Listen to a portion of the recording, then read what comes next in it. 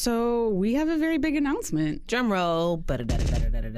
Yo, that's a bomb drum. So we're going to do our second live show. Yay! December 2nd. Watch out for it. That's a Wednesday. It's going to be at the Jerome L. Green Space in New York City. The show is called Heben and Tracy's Kwanzaa Spectacular. Yes! We're having a holiday special, guys. I'm so excited. It's going to be so fun. It's going to be surprises and laughs and stuff. And maybe some of your favorite guests will be back on. Maybe. Maybe see. A little some. Tickets will probably go very quickly. So follow us on Twitter if you don't already for information so you can jump on those tickets as soon as they are announced. Tickets will be going out Thursday, October 29th. So follow us on Twitter for more details about the time because it will sell out. Mm-hmm. I feel comfortable saying that. Facebook/Another Round, Twitter/Another Round. Buy a ticket and come see us. You want to see our faces. It's gonna be so much fun. I'm so excited. All right, on with the show.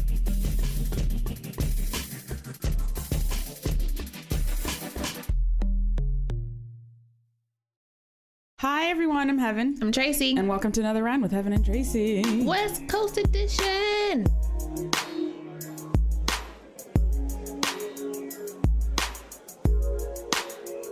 So we're here in LA, which is why it might sound different. We're in a very tiny studio, even tinier than our tiny studio.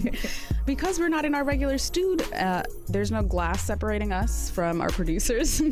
So if you hear people giggling in the back, it's them. We wish you could hear their voices more. I know. They be giggling.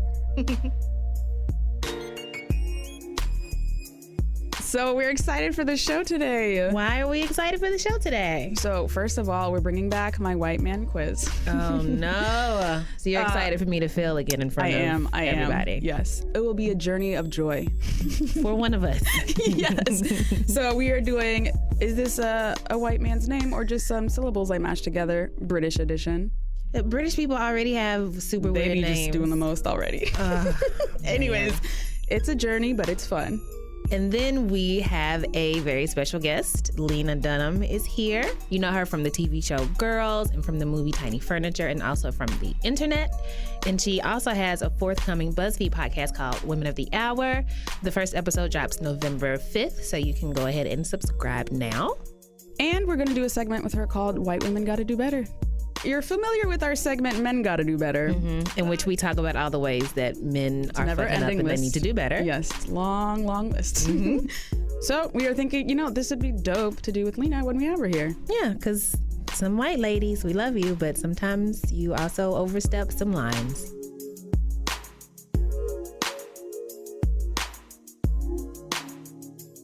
So Tracy, this is the British edition of, is this a real white man's name or did I mash some syllables together? Oh no. Honestly, the reason I was inspired to do this was that wild story about David Cameron allegedly sticking a member, his member, into a dead pig's mouth. So basically live action Black Mirror. Oh my God, yeah. Mm-hmm. Crazy, right? I didn't even put that together. And I was like, wow, collectively, just the British, we need to be talking about them more. What's happening over there? Absolutely. You colonize the world and you think we're not going to make fun of you forever. So this is just the little chip in that wall. Oh, man. Are you ready? No. This is going to be fun, Tracy. All right, let's go. All right. First question. Is it Brock, Leah, Hugh Cumber, Carl Flowers, I see what you're doing, Rue Barnaby? Oh my God. Yo, I had so much fun making this. I feel like it's one of either the second or the third one. Okay. I feel like Carl Flowers. There are people with the last name Flowers. That seems like a British last name. Okay. But the one before that was Hugh Cumber. Mm-hmm. I feel like there's a lot of Hughs going on in Britain. Yes. There's mad Hughs in the UK. I'm going to vote for Hugh Cumber. Oh my God, that's correct. There is a real man out there named Hugh Cumber. Hugh Cumber. Hi, I'm Hugh Cumber. Shout out to my process of elimination. Yeah, I see you. I see you. Go me. Okay. All right, our second question. Maynard Eckes, Malachi Guinness, Malarkey Adams, Maximus Coors. I wish Malarkey Adams was a real name. I don't think it is, but I wish. I'm going to say Maximus Coors. Please say it was Malarkey. It's not Malarkey. I really wish. I had a lot of fun with this too. It's Malachi Guinness of the Guinness dynasty. Malachi? Next question. Are you ready for this name, Tracy? Yep, let's go. Let's do it. Drummond Moneykoots, Percy Heston Bentley, Bunter Bingham Manners. I try to keep a straight face. Bunter Bingham Manners or Richard von Moneyheimer. Okay, I'm gonna strike out von Moneyheimer. Okay. Because that will be my surname after I win some money or make some money. Okay. Moneykoots, Coots. Coutts. Oh, pardon me. I'm gonna say Heston Bentley is the actual name. First of all, it's Percy Heston Bentley. Oh, pardon me. That's what I meant. But the right answer is Drummond Moneykoots. No. So first of all, I want to say Bunter is a real name I found, but it wasn't his full name. He was like Henry something, and he's like, but my friends call me Bunter. Oh my God. So he prefers that name. But yeah, I saw Drummond Moneykoots. Oh my gosh. He is a real posh person who exists, who is a magician. And from what I read, a magician for the rich. I don't even know what that means. And he goes by DMC. Oh my gosh. This keeps getting worse. Real humans. Oh my goodness. All right, Tracy, this is the last one. You still got time to redeem yourself. I can come back. All right. This is going to be the worst one. I already know. Take your time. What? Okay, I can get through this. Okay, I won't look at you while you're reading. Maybe that'll be easier. Frimfram.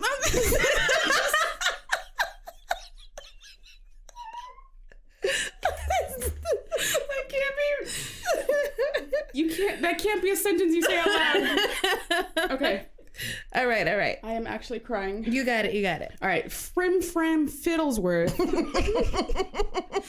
Primpram Willoughby. I quit. Tristram Hunt. Rimram Pendleton. I'm going to say it's one of the last two.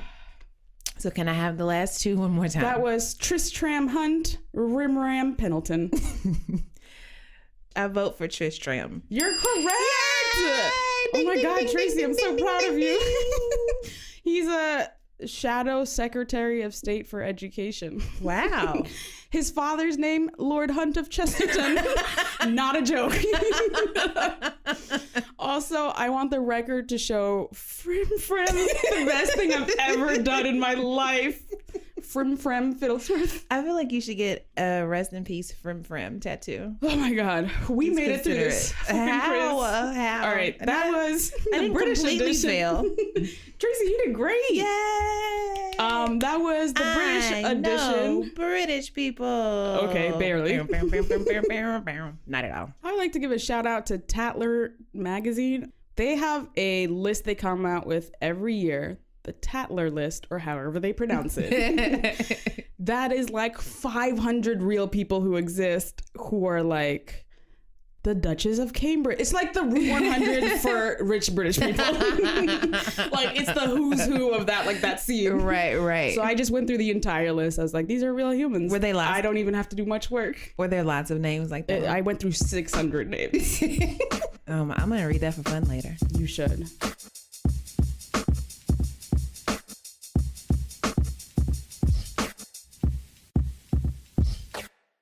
So with us in the makeshift LA studio, we're so excited to have Lena Dunham on the show. Honor. Yay. What up? Welcome. I'm so excited. This is a real fangirl moment for me. Oh, stop. Don't stop. Actually, continue. And guys, I do want you to know they are drinking. I can confirm it. Yes. People We've ask actually that, finished and out the I'm bourbon. Like, are you kidding me? Yeah. Can you not hear it?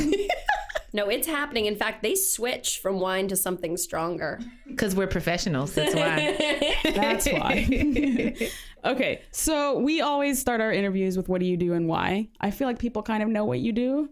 I don't know if they know why necessarily. But what do you think you do? Yes. Maybe it's something different. So what That's do you do a great and why? question. My name is Lena Dunham, and I'm a veterinarian. My name's Lena Dunham. I'm a writer and a director and an actor. And now I also work on a newsletter, lennyletter.com, which is a feminist newsletter that comes out every Tuesday. And I do it because I literally don't know how to do anything else. I was never able to uphold a job. I was horrible at everything except being a babysitter. But even then I ate too much of everybody's snacks. And also because it allows me to tell stories and talk about issues that are important to me. You're like always working on a million projects. What are you excited about now?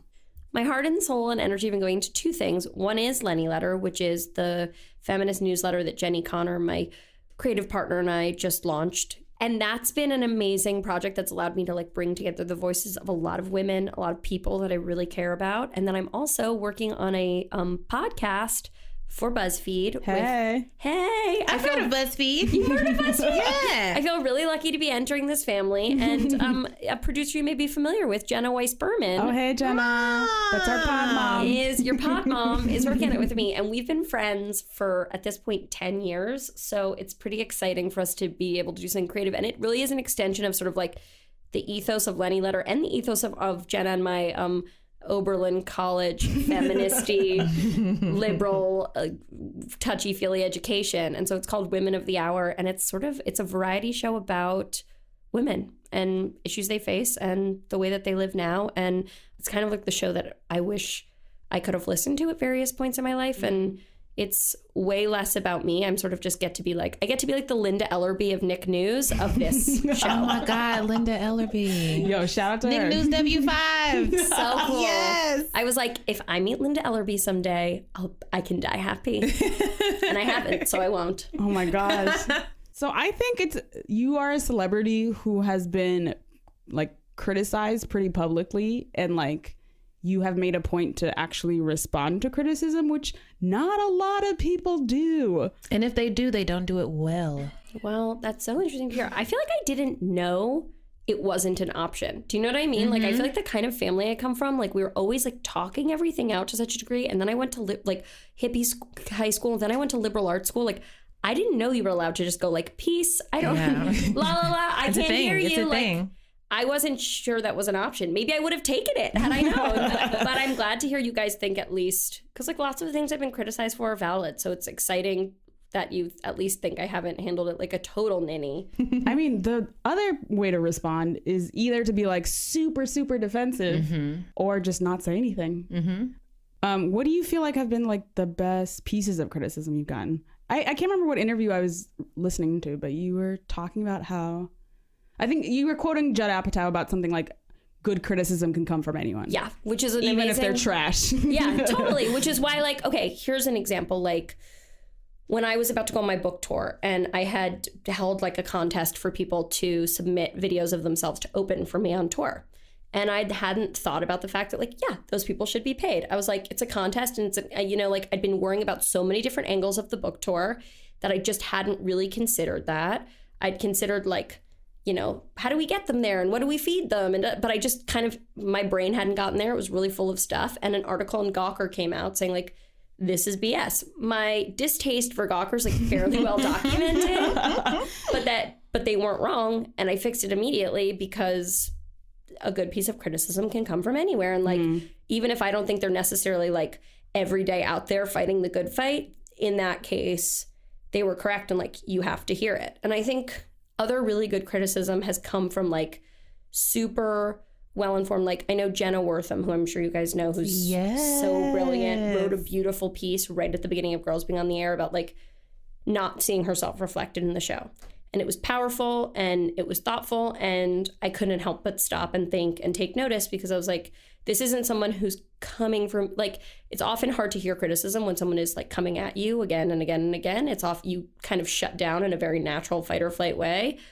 But I'm not trying to, like, as they say, tone police anyone, but she just made such a compelling argument, and I have so much respect for her. I was like, there's just no way that I can't hear this and internalize this. And actually, when she and I met, I hugged her and I was like, thank you for teaching me things. And she was like, don't touch me. No.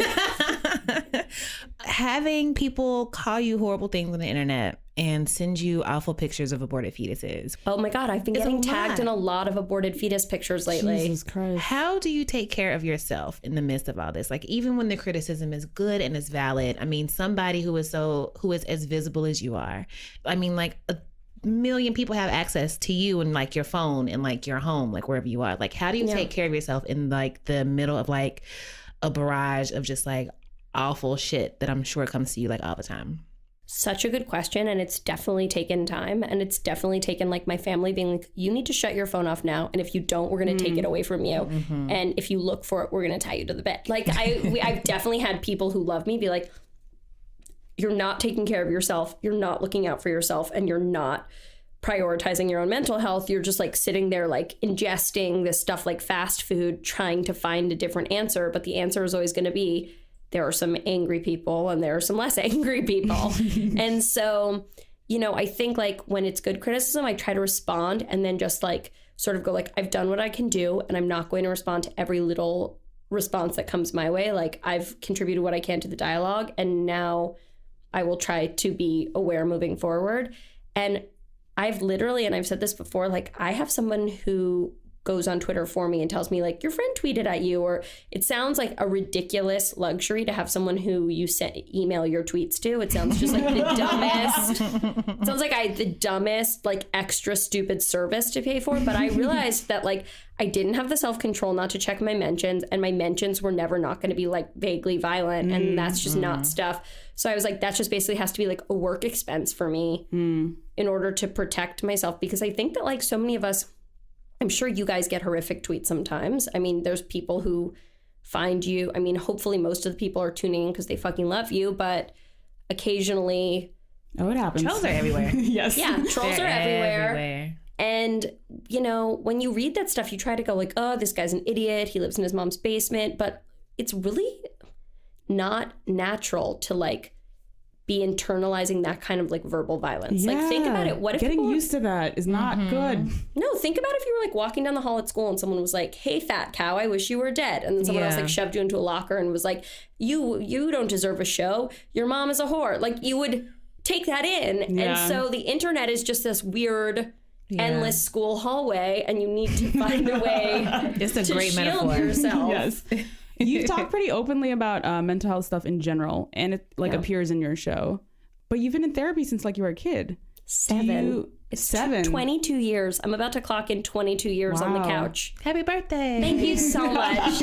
I'm really proud. Happy anxiety anniversary. They're giving me a star on the anxiety walk of fame. Oh, goals. But do you remember what it was like to be diagnosed?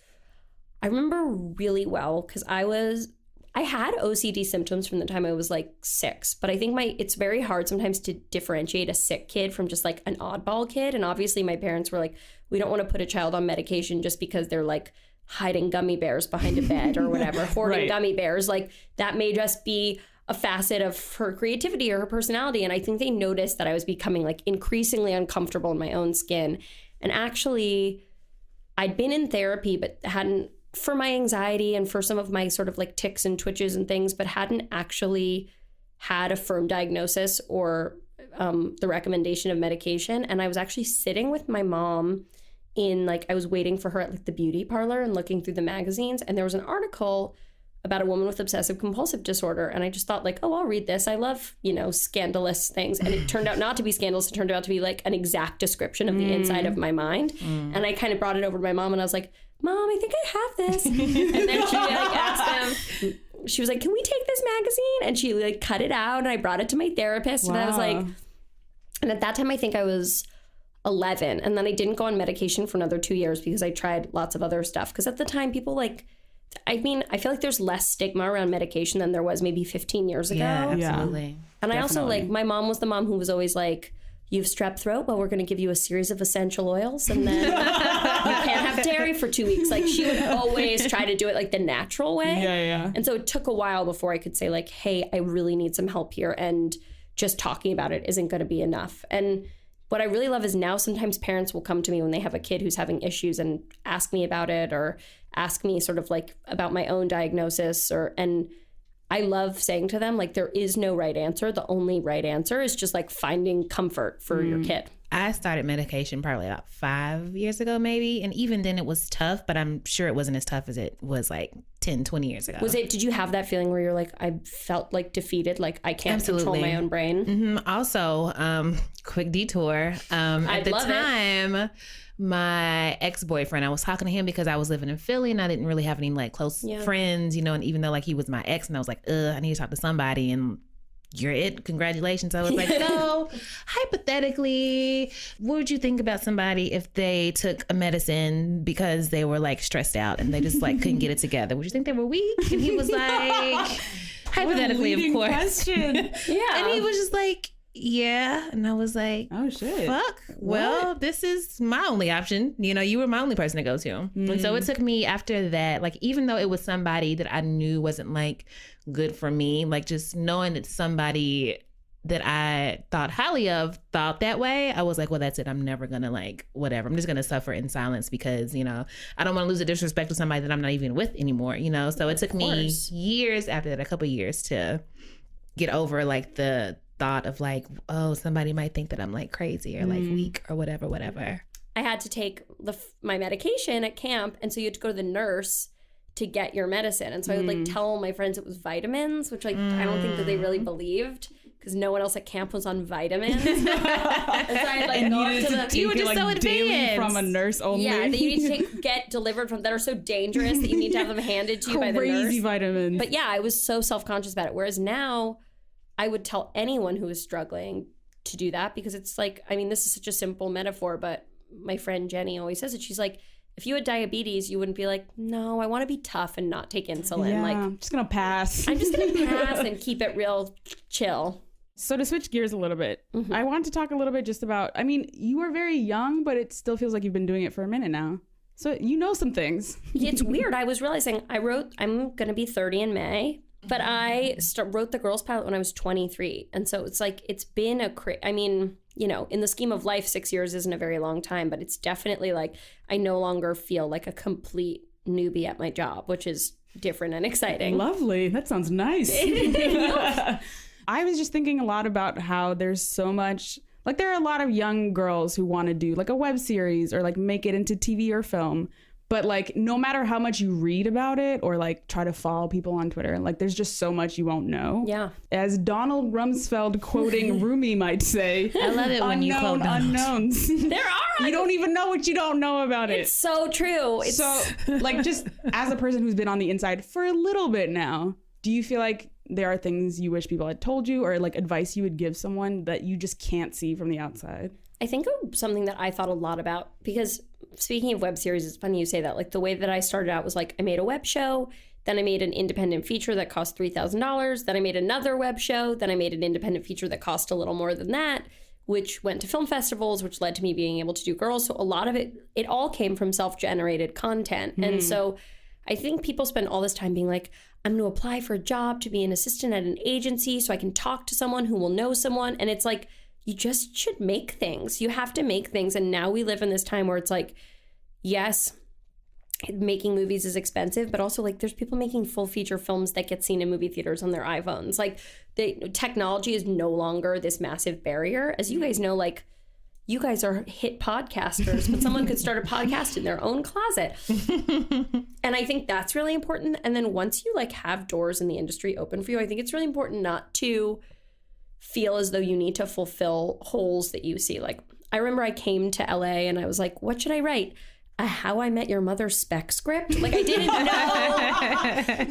what I was supposed to do. I thought I was Probably just a smart move. Yeah, I was like, should I try to write on bones? Like, I just didn't know what the goal was, because I thought the goal was to like get there and then fit yourself into a pre-existing mold. But the fact is like, I think a lot of the most radical voices that have entered Hollywood are people who are just like, I'm going to make something that I want to make, and then it's going to lead to making more things that I want to make. Like anyone from like Ryan Coogler to Amy Schumer is like making the thing that they want to see in the world, as opposed to the thing that they think is going to fit the industry standard. And I think we're finding more and more that audiences are discerning, and that they want to watch things that have like a specific creative voice, and they don't actually want to watch like the 17th reboot of a reboot of a reboot.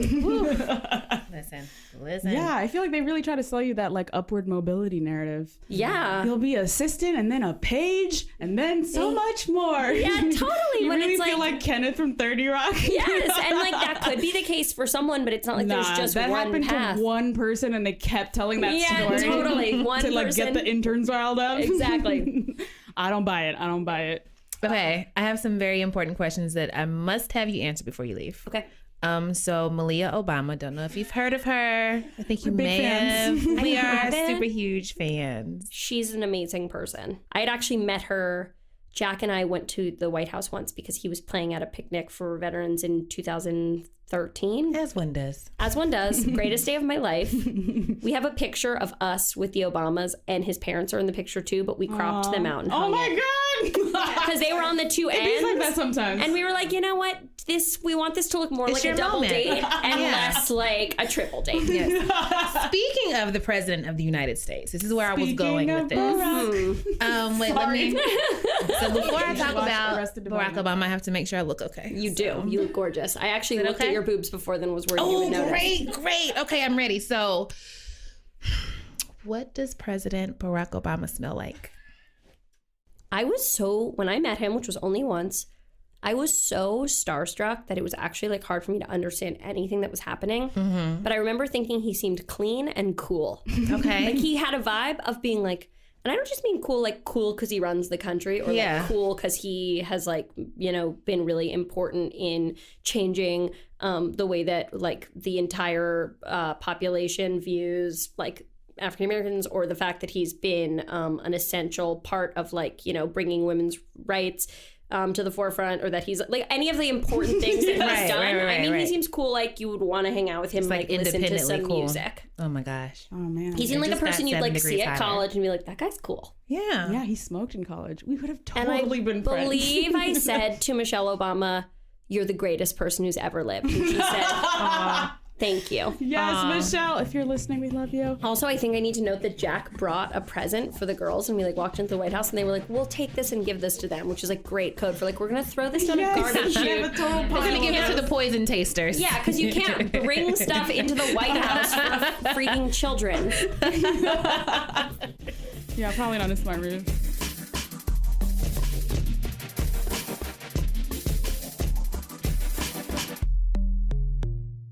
Okay, so we have literally like 75,003 other questions that we wanted to ask you, but we're going to switch gears and go to a segment that we like to call Pew, Pew, Pew, Pew, Pew.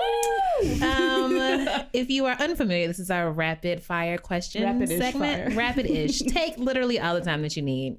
We just have to explain away the finger gun somehow. So yeah, pew, pew, pew. Yeah, there you go. Thank you for being so understanding. I love it. This is the most relaxed I've ever felt given the name of the segment. Yes. Okay, so if you could teleport, right? Stay with me. Mm-hmm. But every time you teleported, you appeared in a different place, and you appeared in the body of a squirrel. Would you do it? If being in the body of a squirrel was the penance you had to pay for teleporting wherever you wanted to go. Would I ever get to go back to my own body, or would I be a squirrel Not until all the you time? teleport back to where you came from. You just have to stay a squirrel. So I could teleport to different places and times in history.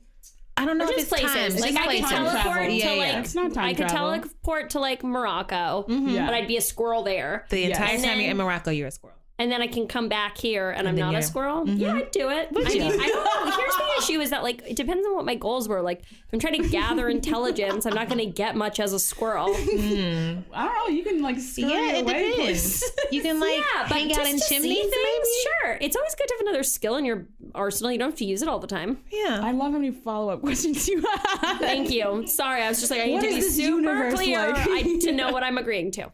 So does this mean that you are in favor of squirrels? Like, how do you feel about squirrels? I love squirrels. Oh in my fact, God, we should have started with this question. Interview over. I'm so sorry. You're bad. I think they're cute. I was recently in Wyoming and I saw a chipmunk and I screamed, "Oh, it's a mountain squirrel!" And everyone started laughing at me.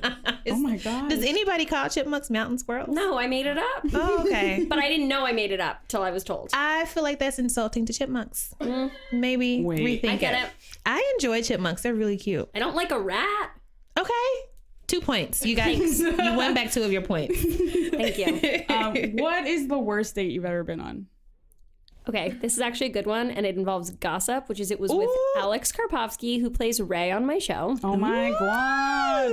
I thought we were on a date. He didn't. Oh my This God. was year 2009. Oh man, this is the worst already. And we went to see a movie, and then we went to Veselka, which is like the good pierogi place in the East Village. And he made us move tables like 6 times because they'd be like shaky, then drafty, then we'd be too close to someone with a loud voice. And I was like already so embarrassed because he made us move tables so many times. Then I think he didn't have money, and then he just was like, he just was like, I was like, "Are you gonna walk me to Subway?" And he was like, "No." And then later someone was like, "Oh, he has a serious girlfriend," and I was like, "Oh." And then later he was like, "I thought it was a business meeting," and I was like, "What kind of business meeting? You go to like dinner, ask a girl to a movie and dinner?" That's not a business meeting, sir. So insane. And now he's like my favorite person in the world, but it took me a while to finally be like, what the fuck was up? And he was like, I had no idea it was a date. And I was like, well, then you have problems. Do you bring this up a lot to guilt him? Business. Yeah. And I also like to be like, had you known the opportunities I would afford you and where I would end up, would you have wanted it to be a date? Would you have tried a little bit harder? So recently I went to Babeland. Oh, toys and babe. What people describe it as the as the Apple store of vibrators. So I went to buy, my friend just got married. I was like, you know what? She needs a vibrator. Yeah. Aw, how nice. So I am so impressed with the state of vibrator technology. There's some They're fancy intense. ones. They The have, crystal like- ones that cost more than my apartment does every month. Yeah, or like they have like USB chargeable ones. I feel like if James Bond was a woman, she'd have that. Yeah. It would also turn into a bomb just in case you needed it. Yes. Anyways, the actual question is, Yeah. as a person who has more money than me, are you like privy to a different level of like vibrators? This is a great question, but it has a kind of interesting answer, which is because our show has a lot to do with sex, we actually get sent a lot of vibrators. Like, everyone who works in my office can attest that, like, we will get fucking package upon package of vibrator to the point where I'm like, get it out of my like I actually feel like, I'm like, if I get one more dildo, edible underwear, bra with a hole for my nipples, like, what do you think I'm doing at home? I run a business. I don't have time for all this. And so I'm like kind of irate. I'm like, and also, like, I'm just being totally honest here, and maybe it's just because I'm uninitiated. Like, I've always been a little freaked out by vibrators. Part of it is just that I'm like, I always used to hear those rumors when I was a teenager, like, you get used to it and then you can never enjoy anything else. I think A man will never be able to feel the shoes. Like, people used to be like, if you have an orgasm on ecstasy, you can never have an orgasm again, which is like not true and a lie. But there's also the part of me that's like, if I had a vibrator, like, would I ever get anything done again? Like, would I just masturbate all day? It is like, a little bit of a time suck. So do you not own one? No, I don't, because I'm like, have stuff I have to do. It's a good reason. Who are some people you feel like are underrated or just aren't getting like covered enough? Amazing question. This is gonna sound kind of crazy, but sometimes I feel like everyone's giving all of this like feminist props to everyone but Alicia Keys. Ooh. Please expand. And I feel like Say Alicia more. Keys is this like really talented musician. She owns her own recording studio where my boyfriend spends a lot of time. And like people just take her for granted as like a beautiful voice who's going to turn out great songs. But they're not remembering that this like bold woman came on the scene at 18 with her piano and was like, hey guys, I'm not afraid of you. And has like continued a music career over the long haul and should be like, so like I feel like it should be a little bit more like we all fall down and faint when Yes. Alicia Keys comes out than we actually do. And like I'm not saying Alicia Keys isn't doing great. I just feel like among the pantheon of pop goddesses, we're maybe not focusing on her the way that we should. Yo. Yes. I agree. Do you know what I think kind of causes that? What's the name of her husband? Oh, Swiss Beats. Yeah, the whole thing. Like, I think that got her labeled a homewrecker, which I take a deep and personal offense to. Because Like, the guy was also present. exactly. And honestly, like, it's his job to honor the commitment that he's made, first of all. And then, like, you know what? People take home wrecking really seriously. They do. People take home wrecking way more seriously than I take home wrecking. Like, when I hear stories like that, I'm always like, it not just takes 2 to tango, it takes 3 to tango. Yeah. Right. You don't know what the wife was up to. You don't know what the other wife was up to. You just don't know It's what just was always going the on. other woman. As I like to say, you can't wreck a home that doesn't already have cracks in the foundation. That's her. All right, Tracy. It's true. My Sipping tea. grandmother, as my grandmother Dorothy Simmons likes to say, you can never see behind anyone's bedroom doors. Okay, here's one of my weird Twitter man. tweet questions. Yay. From the mind of Tracy. I think I tweeted this like in 2013. So it's been from the. So you can't claim age. You can't. just weird. Okay, so okay, let's be adults, audience. Let's be adults. Okay. So if somebody had fingers growing out of their elbows and they asked you for a high five, would you give them one? Yes. Not because I wanted to, but because I feel like if I didn't, it would be like offensive and ableist. Yeah, that's a good reason. That's a good logical, I would be doing valid it logical purely reason. for political correctness reasons. Because if they had a whole separate hand coming out of their elbow, we know that would be stressful. Right. I'm very impressed with the ease with which you answered that question. Thank you. So here's a weirder one. Okay, great. This one is not from my brain. I stole it from the internet. Okay, great. Would you rather have pubic hair for teeth or teeth for pubic hair? Oh my God, Tracy. 100% teeth for pubic hair. Why? Doesn't even sound that bad to me. I don't know. It seems like it's good. It like limits it in a way. It's like, you know, that if a guy's like down with you and you have teeth for pubic hair, he's really down. He loves you. Yeah. He loves you for who you are. I feel like that means you would have to go to a dentist to get a bikini wax. Tooth extractions cost a lot of money, right? That's I crazy. hate how much you've thought about this. So you want to hear one of my favorite ones? Absolutely. Would you rather have an orgasm every time you see your parents? Nope. I don't remember who told me this one. Or explosive diarrhea every time you see your crush. That's rude. That is so rude. I remember being asked that. I literally don't know. I don't know. My mom listens to this podcast. I'm not going to answer. I don't know what an orgasm is anyway. Yeah. I spend too much time in church to dabble in the devil's activities. Yeah. It's stressful though. It's very, I started to sweat a little bit. Yeah. Pretty stressful.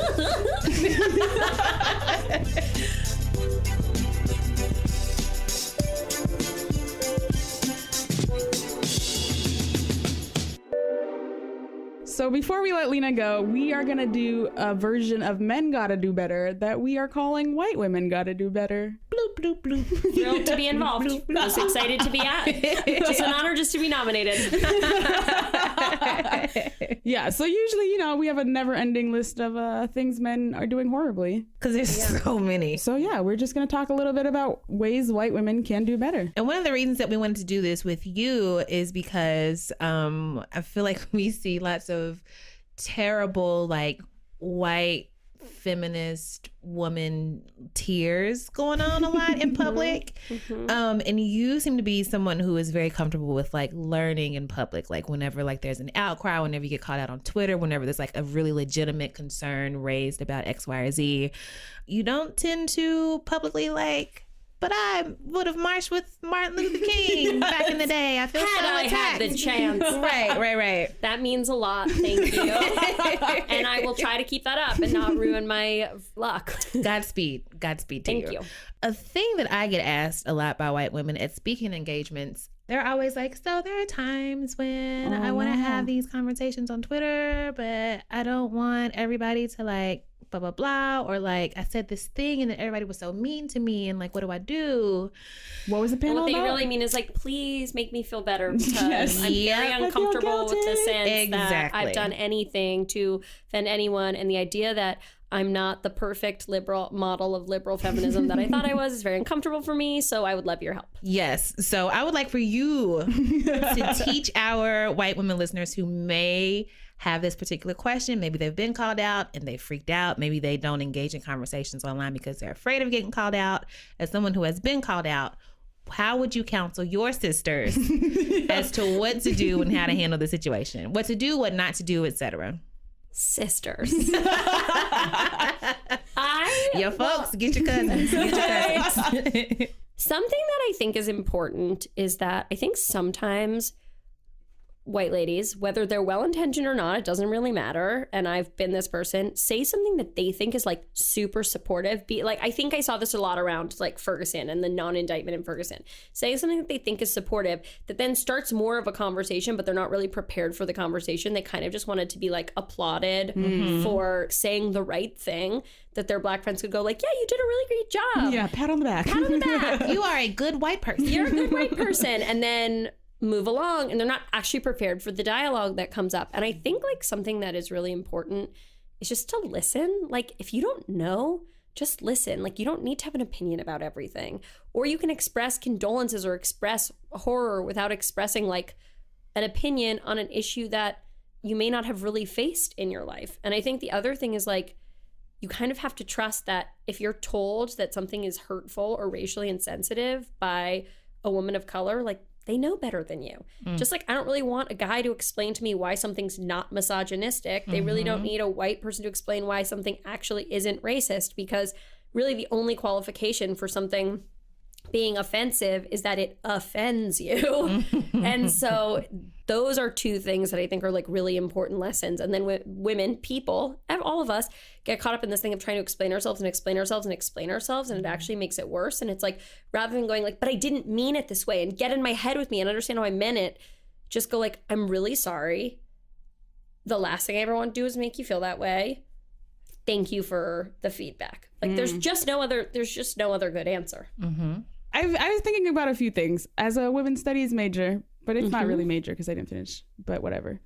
As a person who enjoys women's studies, I remember reading about like different generational differences in feminism and how like, especially 80s, 90s, some of the choice metaphors were like matricide to describe like the younger generation of white women specifically, like rebelling against their mothers, like gender values. Maybe it was more the 80s.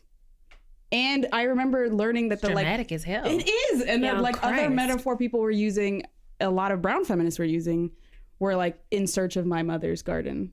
You know what I mean? Like just differently. Did you feel like your mom was the person who taught you about your feminism?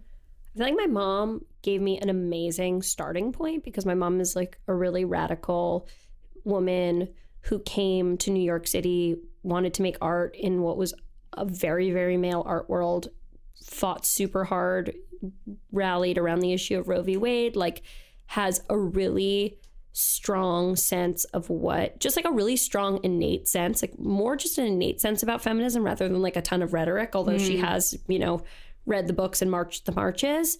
And I think she gave me a really great starting place. But my mom is also like a Jewish girl from Long Island who grew up, you know, in a very specific way, and so there was like a lot of stuff that I needed to learn from other women and other sources, not because my mom's not a brilliant genius, but because a full feminism involves like understanding a range of experiences, and not just that. Like your mom is a really great place to start, and then you've got to kind of jump off and start engaging other people, because like my mom is my world, but she's not the world. What was important to your like feminist education?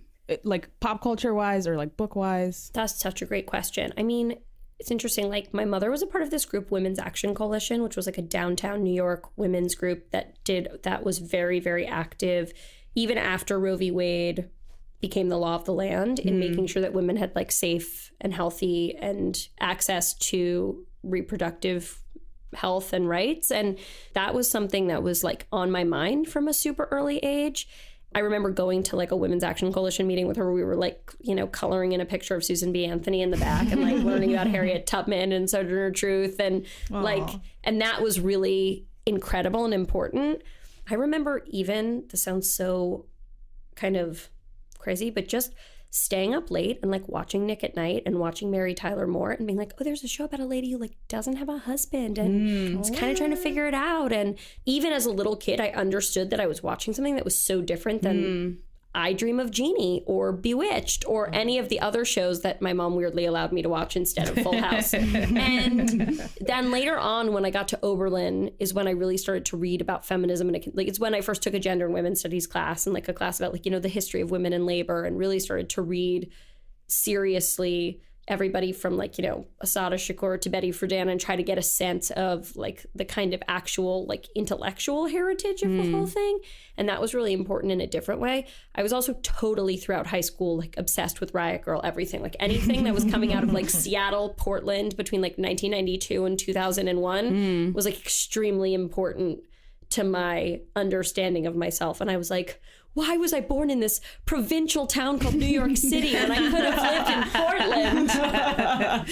Are there any books or articles or songs that you would recommend to white women who are maybe like looking to expand their intersectionality knowledge or repertoire, as they say in France? Look at you, Tracy. Wow. Yes. So one of my favorite people in the world, who I know you guys know too, is Miss Ashley C. Ford. Yes. I've heard of this lady. You've heard of this lady. Ashley. Hey, girl. Hi, Lovey. And Ashley wrote an amazing piece for BuzzFeed called, I believe, 10 books you need to read to be a Black feminist. And it was how I got introduced to Ashley's writing, and it started our whole beautiful friendship. But she introduced me to the book Divided Sisters, which is about kind of what is beautiful and what is complex about women from different racial and ethnic backgrounds and religious backgrounds being close. And it's written by a Black woman and a white woman who are super close friends. And they talk a lot about, like, I remember being really affected by something in the introduction where the white friend says that she thought the way to be a good friend was to pretend she didn't see color. And her Black friend was like, but that actually made me feel like you didn't see me. And that was a huge like kind of turning point for me in my thinking, because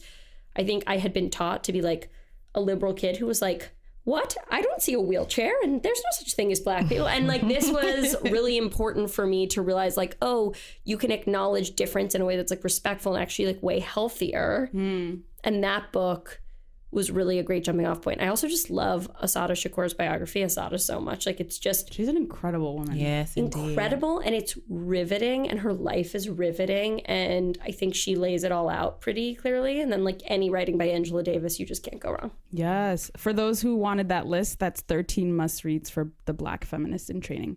By Ashley C. Ford. Ashley C. Ford, and it's a really good list. You'll know more just from reading the article. You don't even have to read the books, but you should.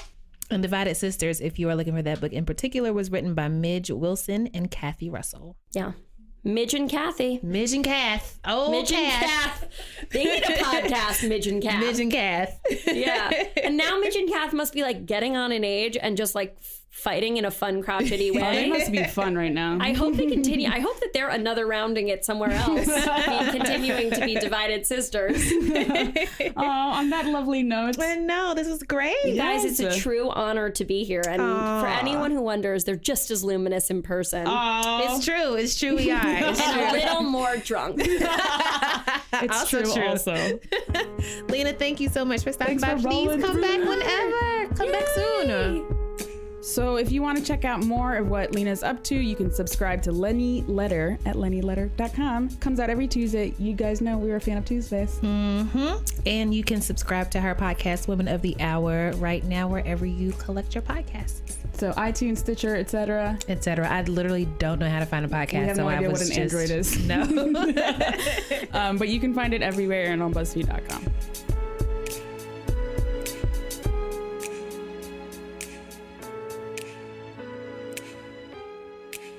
Hey, Heben. What up? What up? It's that time again. What time is it? Time to buy another round for somebody. Okay. I like that song. Bank it, bounce. Bank it, bounce. Go. Tracy's like jamming to our song. I am. Who are you buying around for this week? Okay, so this is one of a million TV shows I watch. The Netflix show BoJack Horseman. So, wait, what was that? You already have a lot of thoughts. No, I tried to do it and I couldn't. But really? Yeah, I couldn't. Half of this is going to be me pitching it to you. Okay. You've already tried it? Yeah. All right, well, let me repitch it. Okay, please do. Reconvince me. Okay, so the premise is basically he's like a washed up like 80s sitcom person or 90s sitcom person. Mm-hmm. He is a horse / human. He's like a humanoid horse. A humanated horse. Humanoid horse. Don't play me. I like humanated. I'm just saying. And in that universe, there are like animals proper. There are like the hymns of the world, which are like half human, half animal. Right. And then there are just like regular, like animated humans. Mm-hmm. I feel like it's a good mix of two things that we like. Me being sad and depressed. Okay. I didn't mean to say I like that. I mean, I think two things we talk about a lot. Okay. I talk a lot about being depressed and sad. Mm-hmm. You talk a lot about animals. I love animals. And puns. And this is a show about all of that. So basically, like, premise is like he is like gonna like restar in this new movie. He's writing a memoir, etc., etc. So parts of it feels a little like too much insidery, like Hollywood satire. It's like, all right, this is for like 10 people who have TV shows. Right. But like there are fun parts of it. Like his book agent is a penguin from Penguin House. Or like stuff like that. You know what I mean? You should have led with that. There's a penguin in it. I'm in. Yeah. So they're just like little things like that are fun. But then also like just it has nothing to do with the plot. But like in the background, you can see like a crocodile wearing Crocs. Or like they're in a courtroom and someone says you're otter and the judge is an otter. So I feel like it's a good mix of him being like depressed about life, talking about like anxiety, and then Tracy's puns and animal shit comes through. You're so it's like a little mix of both. It's good. And there are some things that are like so beautifully put that I actually use it to describe like being depressed to people. Like what? Like he has in this season 2, it's in season 2 now. Mm-hmm. He has a thing where he talks about like, I just don't understand how people have the energy every day to continue. Like every day you wake up with energy to go on. I genuinely cannot fathom that. Mm-hmm. So I'm like, send this to some people when I'm trying to explain what I'm talking about. This horse gets me. You know, just like simple things like that are like a part of like mental health vocabulary. Mm-hmm. But if you're not aware, like you wouldn't know. Oh, one tiny thing I forgot to mention. There's a BuzzFeed reporter in the show. No. And he is black. No. And he is voiced by Wyatt Cenac. No.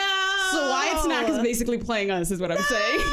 Yes. How has Wyatt never mentioned this before? This show has a lot for us. Oh, and man. Loki is about us in one tiny moment. Who are you buying around for, Tracy? Well, my round is very timely because it's hot as fucking here and I'm buying around for ice water. So here's the thing that I've noticed about places that are not the South. Okay. People seem to enjoy drinking room temperature water. I don't understand. I feel like I do. Why? I mean, sometimes you're like, it's really hot. I want something really, really cold. Right. Other times you're just thirsty. No.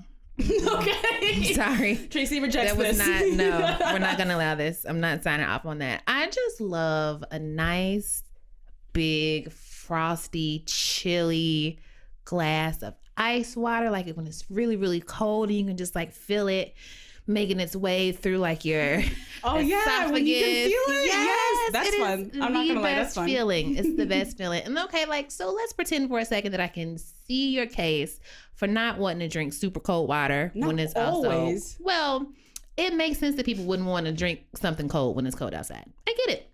I don't even mean when it's cold outside. I know, but I know that there are people who are like that. I'm gonna go with this premise of yours. Right. That would make sense to me. Just like I don't like to like drink hot stuff when it's hot outside. I don't do like tea or like soup or anything when it's really, really sometimes. hot. I get it. Okay. But what's the rationale for me sitting down in the middle of June in hot ass New York and being brought a glass of room temperature water? It doesn't make any sense. Well, hopefully you're in a room with air conditioning. No, there are so many restaurants and bars here that do not have air conditioning. That's a different situation then. No, anywhere. If it's hot outside, I want cold water. And also it's like a teeny tiny cute little glass of like tap water. I'm like, excuse me, can I have some ice, please? And they get like kind of huffy and puffy, like, yeah, one moment. Be right back. I see you have a lot of feelings on this. I do. I just love ice water. I noticed that when I went home, every restaurant that I went to gave me ice water. And I'm like, this is how the entire world should operate. Ice water. I just love ice water. I'm still not understanding what world you live in where you can't have that.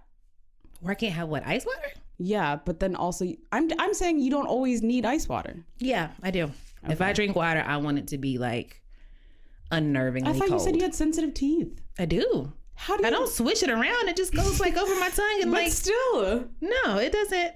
My mom has sensitive teeth and she doesn't like ice water too much. Not ice water, but like a lot of ice in her drinks. Yeah, I've gotten pretty good at making sure that it doesn't like chill out on my enamel. All right, I should stop questioning this.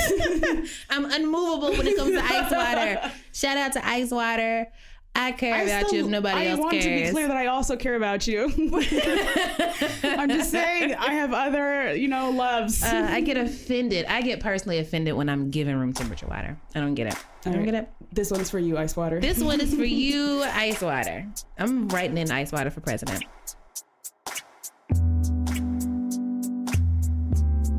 Oh man, Heben, we did it.